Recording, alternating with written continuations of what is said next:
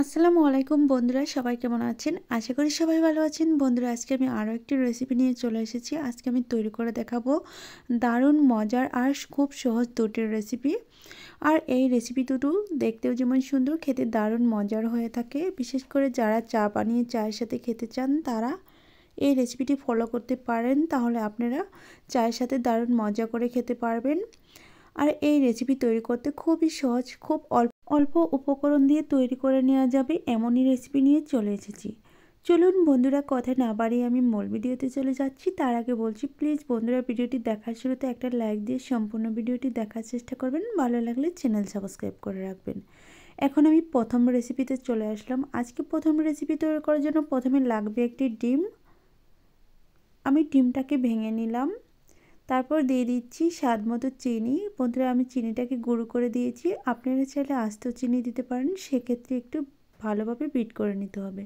তারপর দিয়ে দিচ্ছি স্বাদ মতো লবণ, দিয়ে দিচ্ছি 2 টেবিল চামচ রান্নার রেগুলার তেল। এখন আমি একটা কাঁটা চামচের সাহায্যে ভালোভাবে মিশিয়ে নিচ্ছি। দেখেন বন্ধুরা, এইভাবে করে ভালোভাবে মিশিয়ে নিচ্ছি। আর এটা 3 থেকে 4 মিনিট ভালোভাবে মিশালেই খুব সহজে মিশে যাবে। যেহেতু আমি চিনিটা গুঁড়ো করে নিয়েছি, সেক্ষেত্রে একটু সময় কম লাগবে। আর আপনারা যদি আস্ত চিনি দিতে চান, সেক্ষেত্রে 5 থেকে 6 মিনিটের মতো বিট করে নিলে একেবারে গলে যাবে। বন্ধুরা, আমার মিশিয়ে নেওয়া হয়ে গেছে। এখন অ্যাড করে দিচ্ছি ময়দা দেওয়ার পর দিয়ে দিচ্ছি বেকিং পাউডার।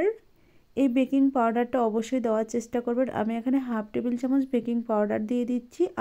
আপনারা চাইলে বেকিং সোডা দিয়ে দিতে পারেন, সেক্ষেত্রে বেকিং সোডা অবশ্যই হাফ টেবিল চামচ না, 4 ভাগের 1 ভাগ দিয়ে দিবেন।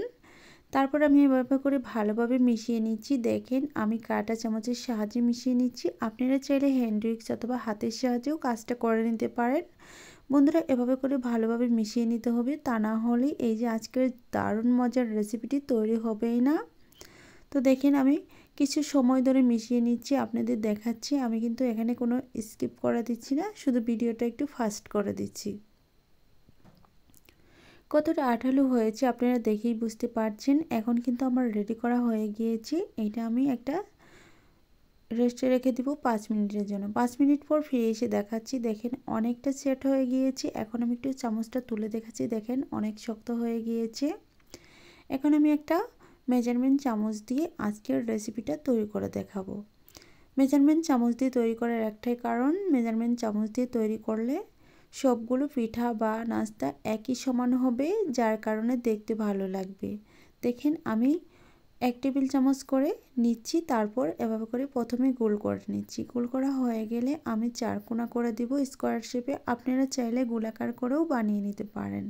দেখেন, আমি সেমভাবে আরও কিছুটা বানিয়ে দেখাবো। একটা বানিয়ে দেখাচ্ছি, তবে এটা একটা একটা করে বানিয়ে তারপর তেলের উপর ছেড়ে দিতে হবে। এটা বানিয়ে রাখলে হবে না, যার কারণে একেবারে চ্যাপ্টা হয়ে যেতে পারে। তার জন্য একটা করে বানিয়ে একটা করে তেলের উপর ছেড়ে দিতে হবে।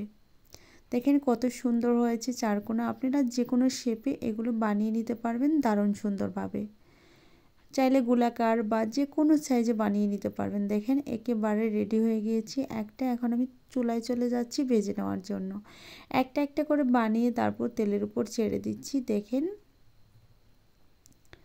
সেমভাবে আমি সবগুলো বানিয়ে এভাবে করে ছেড়ে দিচ্ছি। তো বন্ধুরা, এই নাস্তা বা পিঠা যদি ভালো লাগে অবশ্যই কমেন্টের মাধ্যমে জানিয়ে দিবেন। আর ভালো লাগলে চ্যানেল সাবস্ক্রাইব করে রাখবেন। আমি একে একে সবগুলো একসাথে করে দিয়ে দিচ্ছি। তারপর চুলার আঁচটা মিডিয়ামে রেখে সুন্দরভাবে ভেজে নিতে হবে।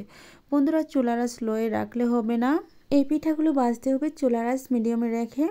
তো দেখেন বন্ধুরা, আমার একটা পাশ ভেজে নেওয়া হয়ে গিয়েছে। আমি অপর পাশটাও একইভাবে উল্টিয়ে পাল্টিয়ে ভেজে নিচ্ছি।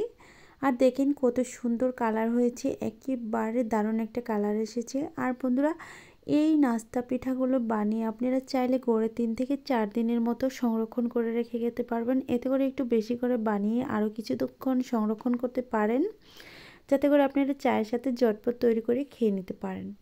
বন্ধুরা, দেখেন কত সুন্দর কালার হয়েছে। আমার পিঠাগুলো বা নাস্তাগুলো ভেজে নেওয়া হয়ে গিয়েছে। এখন আমি আরও কিছুটা সময় ভেজে তারপর এগুলোকে তুলে নেব। দেখেন কত বেশি ফুলে গিয়েছে আর কত সুন্দর কালার হয়েছে।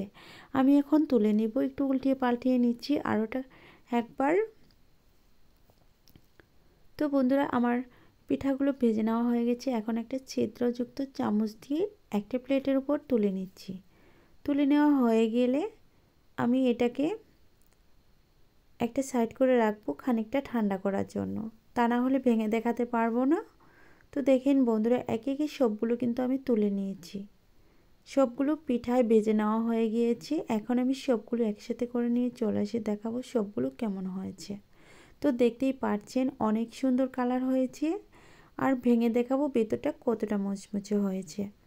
বন্ধুরা, যতক্ষণ আমি পিঠা নাস্তাগুলো ভেঙে দেখাবো ততক্ষণে দেখেন আমি বলছি আমার রেসিপি ভালো লাগলে চ্যানেল সাবস্ক্রাইব করে রাখতে পারেন। তার সাথে বলছি প্লিজ বন্ধুরা, যদি আমার কোনো নতুন বন্ধু এসে থাকেন তাহলে প্লিজ আমার চ্যানেলটি সাবস্ক্রাইব করে দিয়ে পাশে থাকা বেল বাটনটি অন করে রাখবেন আমার চ্যানেলের ভিডিও সবার আগে পাওয়ার জন্য।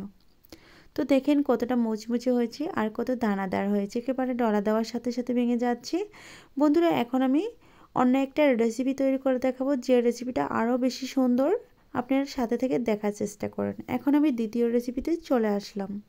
বন্ধুরা, আজকে দ্বিতীয় রেসিপি তৈরি করার জন্য প্রথমে লাগবে সাবুদানা। আমি সাবুদানাগুলো আধা ঘন্টার মতো ভিজিয়ে রেখেছিলাম। দেখেন আধা ঘন্টা ভিজানোর কারণে কিন্তু অনেক বেশি ভিজে একেবারে নরম হয়ে গিয়েছে, দেখতেই পাচ্ছেন।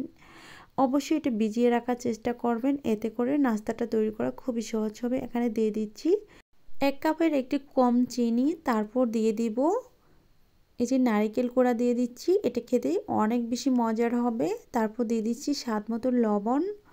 এখন আমি হাত দিয়ে এগুলোকে ভালোভাবে মিশিয়ে নিব। অবশ্যই ভালোভাবে মিশানোর চেষ্টা করবেন। বন্ধুরা, এখানে কিন্তু চিনিটা সাবুর সাথে মেশানোর পর, নারকেলটা মেশানোর পর একটু পানি উঠে আসবে, এতে চিন্তার কোনো ভয় নেই। এখানে আমি আরও অন্য উপকরণ অ্যাড করব, যেগুলো অ্যাড করার কারণে এই পানিটা শোষণ করে নিতে পারবে। দেখেন বন্ধুরা, আমার কিন্তু মেশানো হয়ে গিয়েছে। এখন আমি এখানে অ্যাড করে নিব অন্য উপকরণ। কত নরম হয়েছে একটু দেখে বুঝে নেওয়ার চেষ্টা করেন। দেখেন অনেকটা নরম হয়ে গিয়েছে। এই বিষয়টা মাথায় রাখতে হবে, যদি নরম হয়ে যায় সেক্ষেত্রে আমরা ময়দা অথবা গুঁড়া দুধ অ্যাড করে দিতে পারি, তা না হলে আটাও অ্যাড করতে পারি। দিয়ে দিচ্ছি টি টেবিল চামচ দিয়ে 4 ভাগের 1 ভাগ বেকিং পাউডার, আর দিয়ে দিচ্ছি 2 টেবিল চামচ কর্নফ্লাওয়ার, 3 টেবিল চামচ গুঁড়া দুধ আর 4 টেবিল চামচ ময়দা। বন্ধুরা, এই বিষয়গুলো খেয়াল রাখবেন, এতে করেই সবগুলো উপকরণ দেওয়ার পর অনেকটা টাইট হয়ে যাবে। দেখেন এই যে এরকম হয়েছে। আমি এখান থেকে অল্প অল্প করে নিয়ে তারপর নাস্তাগুলো বা পিঠাগুলো তৈরি করে নিব। এভাবে করে নিয়ে নিব। দেখেন একটু করে নিয়ে আমি তেলের উপর ছেড়ে দিব।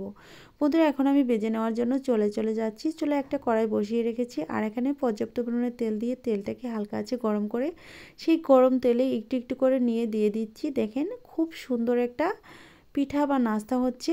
এটা আপনারা বানিয়ে গড়ে 3 থেকে 4 দিন সংরক্ষণ করে রাখতে পারবেন। এটা চা অথবা কোনো কিছুর সাথে খেতে হবে না, এমনি খেয়ে সাবার করে ফেলবেন, যেটা আমি বলে দিচ্ছি। তারপর একটু এগুলো লেগে যায় নিচে, কিন্তু পুড়ে যায় না, তাই আলতু হাতে চামচ দিয়ে এটিকে ছাড়িয়ে নেওয়ার চেষ্টা করবেন প্রথম অবস্থায়। তারপর দ্বিতীয়বার ছাড়ানোর কোনো প্রয়োজন হবে না, একেবারেই ছেড়ে যাবে। তো বন্ধুরা, দেখেন আমি কিন্তু খুব সুন্দরভাবে দেখিয়ে দিচ্ছি এগুলো কিভাবে ভাজতে হয়। এই যে এভাবে করে আলগা করে দিচ্ছি, এতে করে আর লেগে যাবে না। তো আমি প্রতিটা পিঠাই আলগা করে দিচ্ছি, দেখেন কত সুন্দরভাবে। তারপর কিছুক্ষণ ভেজে নেওয়ার পর উল্টিয়ে দিব।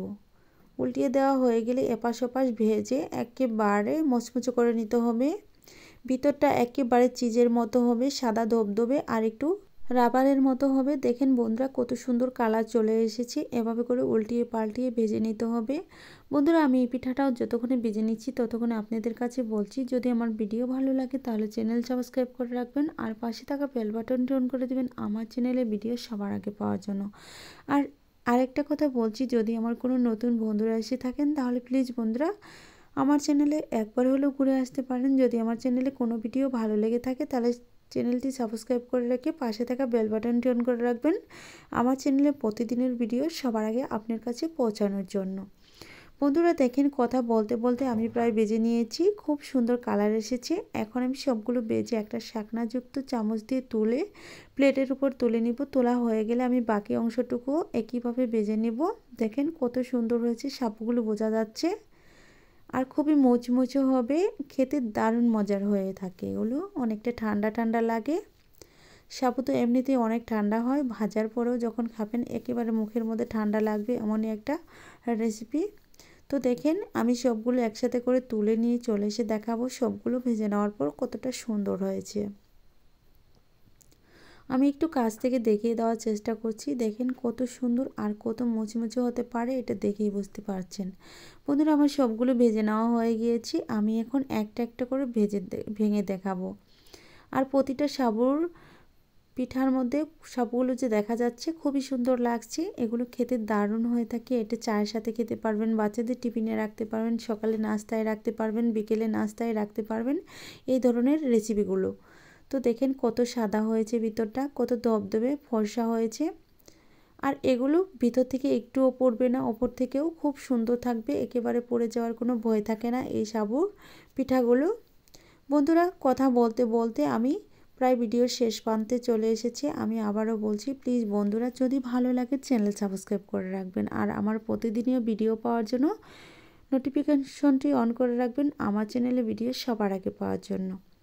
বন্ধুরা আজ এ পর্যন্তই। ভালো থাকবেন, সুস্থ থাকবেন, আল্লাহ তাআলার কাছে এই কামনা করে বিদায় নিচ্ছি। পরবর্তীতে আবারও দেখা হবে নতুন কোনো রেসিপি নিয়ে।